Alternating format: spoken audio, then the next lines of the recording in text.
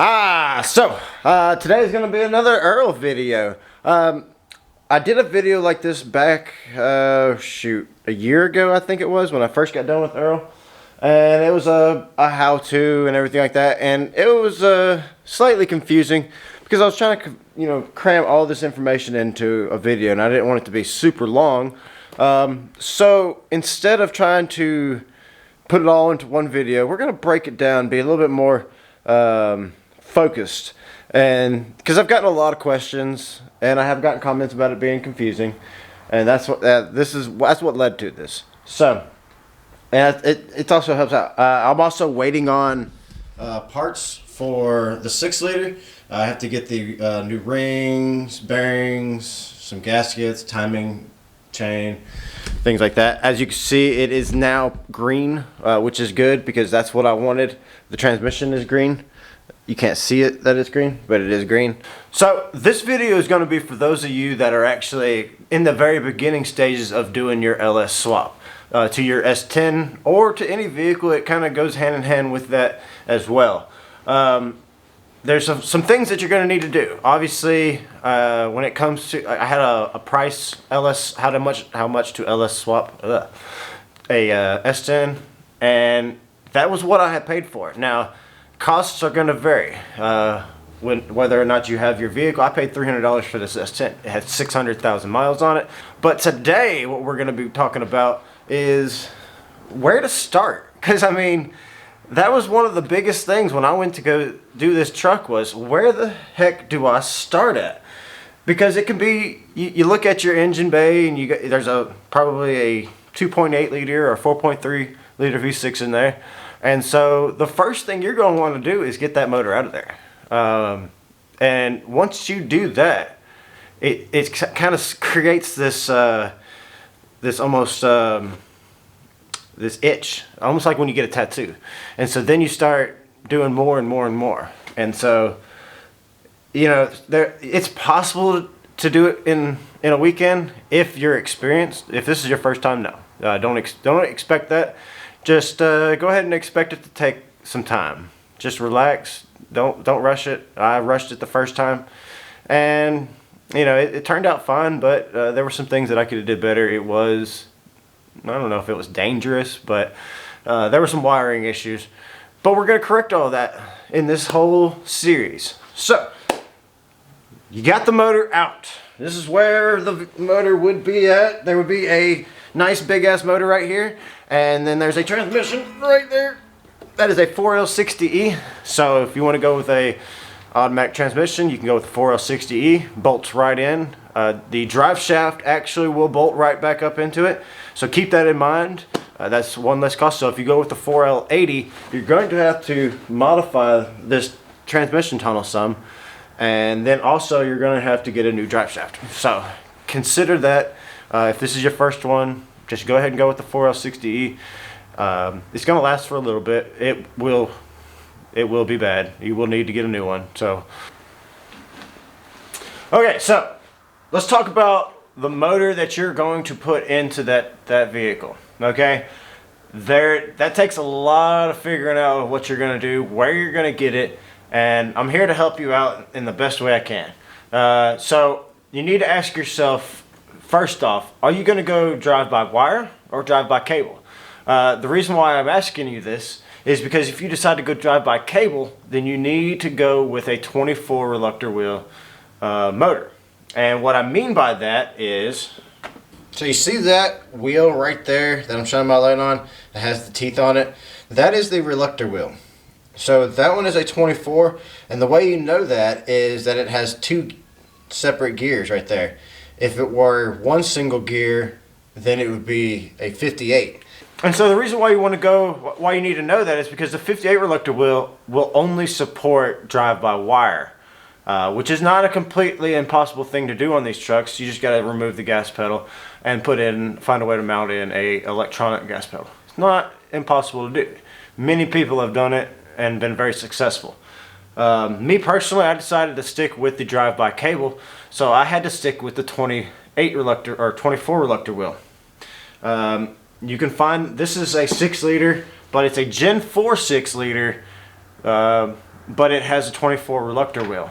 I got this out of a 2006 GMC Yukon XL, and I got lucky. I have the floating pin and the floating pin rods, which are a bit beefier than the Gen 3 version, and it has it's just ever so slight differences. So if you want to go 6 liter with a 24 reluctor wheel and you don't want to have to do any modifications, you just want to grab it and go, I recommend a 2006 GMC Yukon Denali XL. So that's where I got this one. The great thing about the 5.3 though is that they are everywhere. So if you can't find a 6 liter and all you can find is a 5.3, just go ahead and grab the 5.3. It's going to make plenty of power for this little truck, and you're going to enjoy it as well. So you know, if you can't find a 6 liter, don't let that stop you. You can always swap out later. They bolt in the exact same spot as the 5.3. You're not gonna have any issues putting it in. So if you're just wanting to get it done so you can have fun, like I said, grab a 5.3 or 4.8. Like I said, they're gonna bolt up the same. But you want to make sure, like I said, that you stick with the 24, because one other thing is the 58 reluctor wheel has a different ECU. So that's just something to consider. It has a, I don't remember what they are, but it's a different ECU. So one great thing about these swaps, for those that have a 98 to, what is it, or 99 to 2002 or 2001, they actually have a plug and play wiring harness that will allow you to just basically drop it in there, get a harness. Harness is about $700 and something. The harness is about $700 and something, $800. Yeah, I think it's about $800. And I'll leave a link in the description if that's the type of vehicle you have. It does save. I mean, it may be an $800 wiring harness, but you're not having to buy other things to get it done. You're not having to buy a whole nother standalone wiring harness. You're not having to buy a computer. Like me, I had to buy a standalone wiring harness and a computer. So you got to consider that. But we'll get into that in the wiring episode. We're not going to get into that in the beginning. But I will leave a link in the description for the various wiring harnesses and everything like that, just in case you want to go ahead and get those in advance. Now, whenever you're doing the swap, there's going to be some issues whenever it comes to the frame. Now, if you're deciding to go ahead and keep AC, then this section right here is going to have to be notched out and boxed in to incorporate the space for the AC. So you're obviously going to want to do that before you even think about putting the motor in. And then there's also a notch right here that is going to allow, say if you decide to stick with the oil pan that comes with it, you're going to need to notch it out so that it can fit right up in here. And even if you decide to go with the hot rod swap one, people will tell you, you don't have to notch it out, just get that one, it'll be fine. But what I keep reading from people that took that advice, what they found out was if they tried to drop the transmission by itself and tried to get to these bolts right here, the top bolts, it wouldn't lower down because it would actually hit the crossmember. So that's just something to consider. If you don't care about that and you just want to pull the motor and trans out every time, you can get away with not notching this and get that oil pan. Now that oil pan is going to run about $200 and something. I'll put it in. I'll put a link in the description. And then also one thing you want to think about while you're in this general area is these motor mounts right here. So these are still the original ones. So I'm actually going to be replacing these here very shortly because they are pretty bad.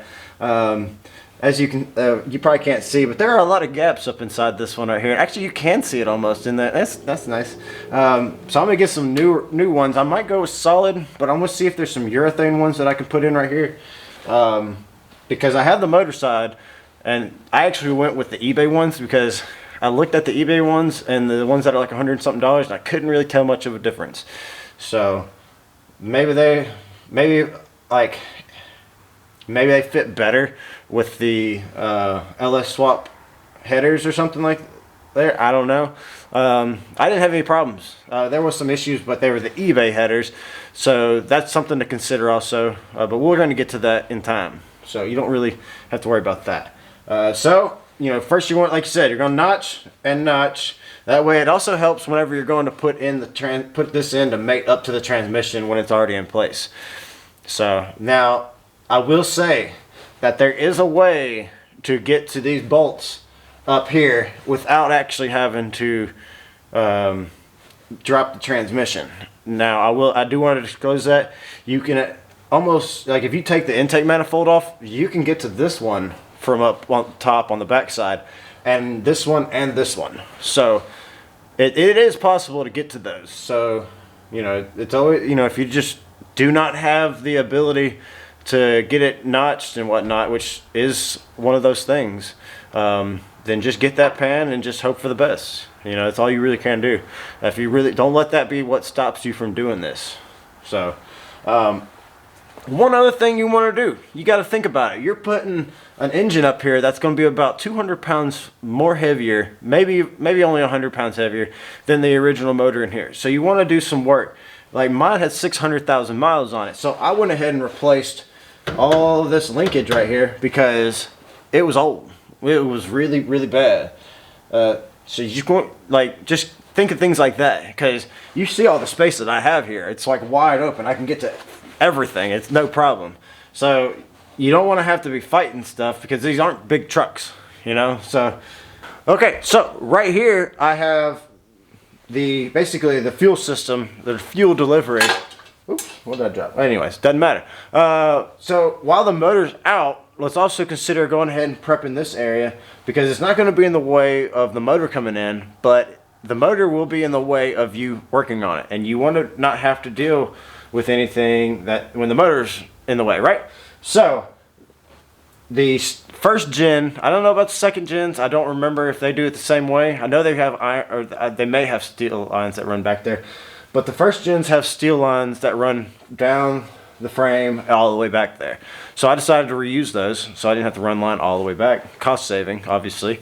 So you can actually get these compression fittings that made up to these AN fittings, and so I actually did that for these. I still need to do one for the return line, which I'll be doing here before I put the motor back in. But I'll put a link in the description for these, because then you can actually come out with some AN fittings and AN line and run your filter and everything. I went ahead and put my filter up here. You don't have to do that. You can go ahead and cut in back there in the metal line and put it back there, but this seemed to be the easier route to go, where I didn't have to like remake line back there or anything. But I mean, if you're deciding to go with the compression fittings, you could still put it back there, do some compression fittings, and run the line to the filter, which I may end up doing at some point, but this allows me to have very easy access to it for easy cleaning and changing. So that's why I went with this. So so far we have figured out the motor, how we're going to mount it. We've notched it and everything like that. And the next thing to consider is how we're going to hold that transmission, because the original mount that's there is not going to work. So you're going to have to do some adjusting. Unless you had a 4.3 that had a 4L60 in it, I believe that crossmember may work. But don't hold me to that, because I had a 2.8 liter and it had manual transmission, and it didn't bolt up the same. So what I ended up going with though was a G-force crossmember. So I went with a G-force. Yeah, so I went with a G-force transmission crossmember here. This one actually works for several different transmissions, as well as the 4L60E. I believe it also works for the TH400 and a few other things. I'll put a link in the description to it. It's about $300, but it is very robust. I'm talking like 1/2 inch thick steel. Let's go. Like I said, like, it's pretty thick and robust, and it has the ability to allow another exhaust to come through here. I think this is supposed to go above it, this e-brake, but I'll worry about that later. So yeah, it allows you to have true duals coming out. And so, as you can see, that crossmember is very beefy, and it also allows me to run true duals back on either side, which will be something you're probably going to look into doing, especially for me, because I'm going to be running long tube headers out the back before I actually do it, because I had shorties, and there's a whole video on why I'm not doing those again, at least not the eBay ones. And I mean, also one other thing about shorties, they do work fantastic, but you are going to lose some low end torque, so keep that in mind.